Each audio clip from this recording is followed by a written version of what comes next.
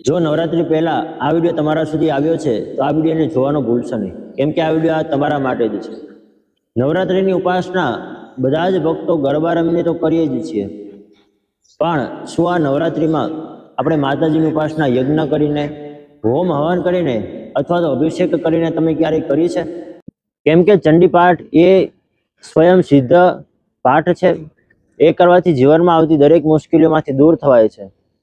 વિશેષ પ્રકારના મંત્ર દ્વારા જો હોમ કરવામાં આવે તો જે પુરુષના લગ્ન ન થતા હોય એને માતાજીના કૃપાથી, આપણી કુળદેવીના આશીર્વાદથી લગ્ન થઈ જાય છે.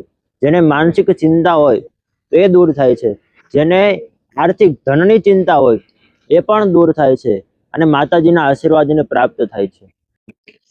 આ નવરાત્રિમાં જેના લગ્ન ન થયા હોય, ખાલી એક અનુષ્ઠાન કરવાથી માતાજીના કૃપા પ્રસાદથી એના લગ્ન થઈ જાય છે. એવા મંત્રો, એવા સિદ્ધ મંત્રો આ ચંડીપાઠ નામના પાઠમાં આપેલા છે. કેમ કે કુળદેવી છે એ 12 મહિના આપણું ધ્યાન રાખે છે.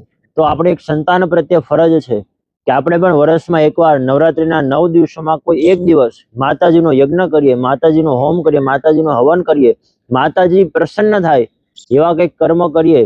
એની માટે યજ્ઞ કરવો અવશ્ય છે, આવશ્યક છે. માતાજીનું જેટલું યજન કરીએ, કુળદેવી આખું વર્ષ આપણું એટલું ધ્યાન રાખે છે. એટલા માટે યજ્ઞ કરવાનું વિશેષ મહત્વ આ 9 દિવસોમાં છે.